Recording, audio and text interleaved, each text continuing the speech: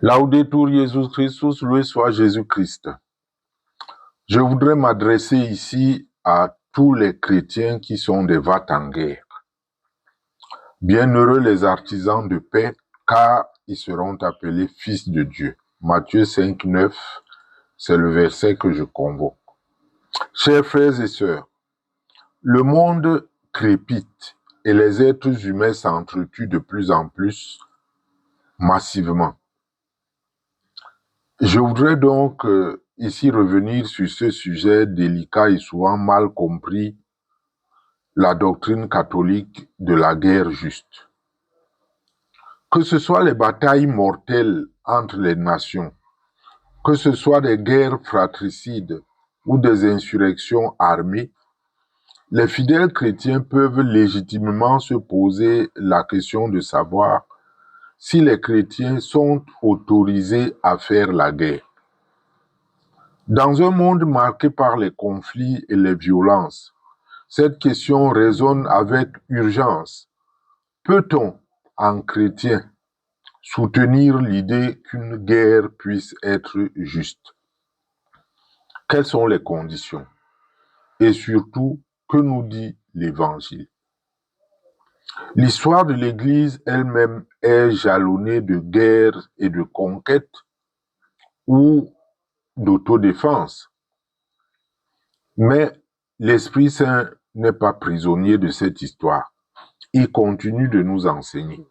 Depuis Saint Augustin, puis Saint Thomas d'Aquin, l'Église a développé un certain nombre de critères précis pour juger de la moralité d'un conflit.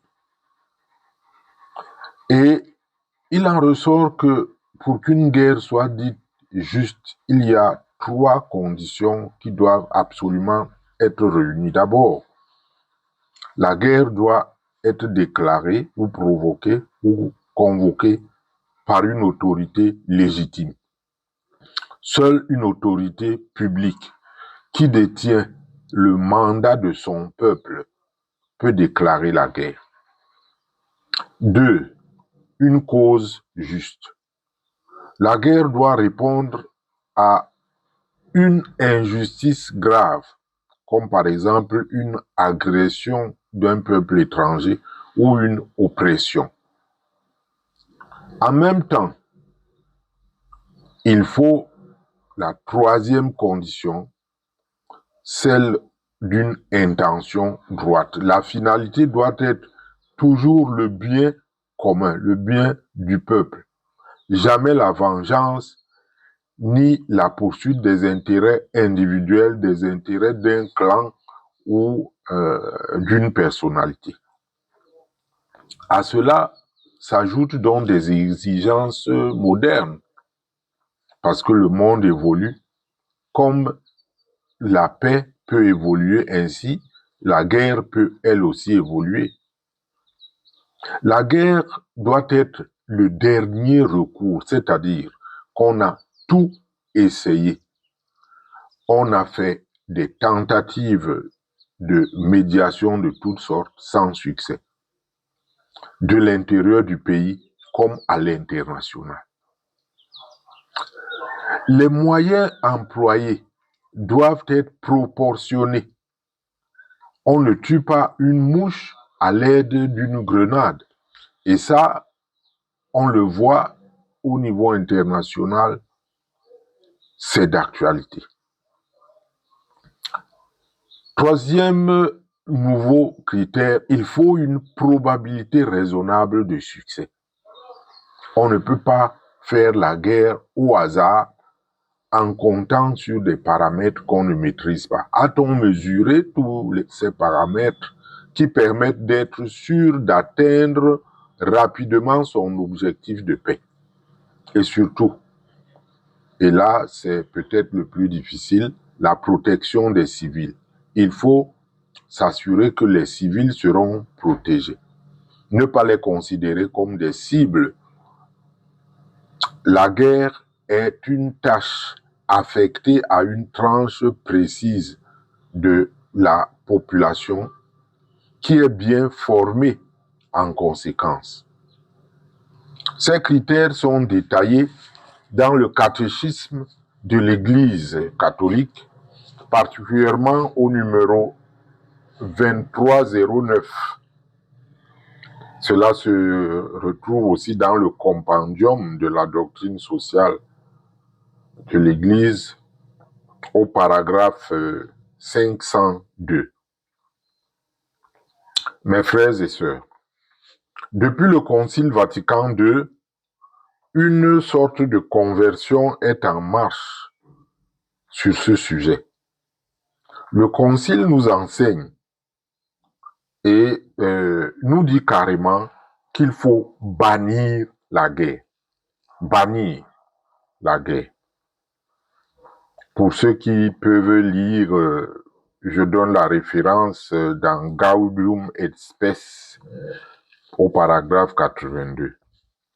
Et ce n'est pas une naïveté, mais un appel à construire la paix par le dialogue, car la paix est un commandement de Dieu. La justice sociale se négocie. Il y en a qui pensent qu'on ne peut acquérir la justice et la liberté que grâce à la violence. Ce n'est pas vrai, l'histoire le dément.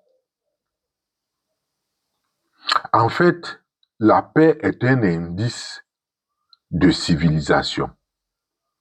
Les peuples barbares règlent tout par la force. La force, c'est ce que l'on a appelé la loi de la jungle. Et vous imaginez bien que la jungle, c'est ce qui nous rapproche le plus du règne animal. C'est là la faiblesse de la géopolitique mondiale de notre temps, qui est basée uniquement, je dois le dire, je peux me tromper, mais c'est ce que je pense, uniquement sur le rapport de force. L'Église a le devoir d'éduquer les nations, pas seulement les fidèles chrétiens, mais aussi toutes les personnes de bonne volonté. C'est pour cela que le pape François, dans Fratelli Tutti, au paragraphe 258, on sait que Fratelli Tutti, en réalité, s'est adressé d'une manière essentielle au monde entier. Le pape affirme donc que toute guerre est une défaite. C'est le pape François. Il souligne que les critères anciens, bien que utiles, sont difficilement applicables aujourd'hui à cause de plusieurs données nouvelles, telles que les armes modernes de destruction massive, telles que l'impossibilité de protéger les innocents, les civils dont on parlait tout à l'heure. On le voit dans l'actualité. Il y a le risque de justifier l'injustifiable au nom de cette doctrine de la guerre juste, basée uniquement sur les critères anciens. Il est vrai, le Vatican a énoncé que cette doctrine est en cours de révision, mais les théologiens tardent à s'accorder sur son actualisation, notamment face aux défis technologiques. Désormais entrent dans la guerre les drones, l'intelligence artificielle, les armes autonomes et autres. Il ne s'agit pas ici d'un pacifisme aveugle, mais nous devons interroger ce concept de la guerre juste à la lumière de l'Évangile et de notre temps. Il y a beaucoup de voix qui s'élèvent tout le temps pour dire il n'y a que la guerre pour résoudre tel problème. Il nous faut la guerre pour résoudre tel autre problème. Est-ce que ces voix sont aptes ou se sont essayées au moins au discernement spirituel?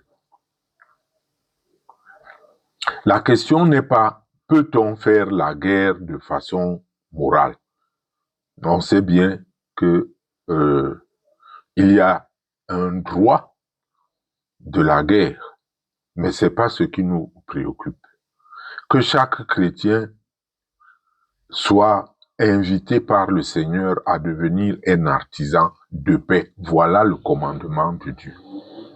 Un artisan de la réconciliation, un artisan de la pacification, là même où la situation s'est montrée difficile, là où les choses auraient même dégénéré. Le chrétien doit toujours reconnaître sa vocation à être un artisan de réconciliation. Que ce soit dans sa famille, que ce soit dans son quartier, que ce soit dans le cas d'une nation. Avant donc de vous engager intellectuellement, affectivement, financièrement ou même physiquement en faveur d'un conflit armé, de quelque dimension que ce soit, posez-vous la question de savoir qu'est-ce que Dieu me demande. Qu'est-ce que notre Seigneur Jésus-Christ attend de moi? Question inéluctable de discernement. Loué soit Jésus-Christ.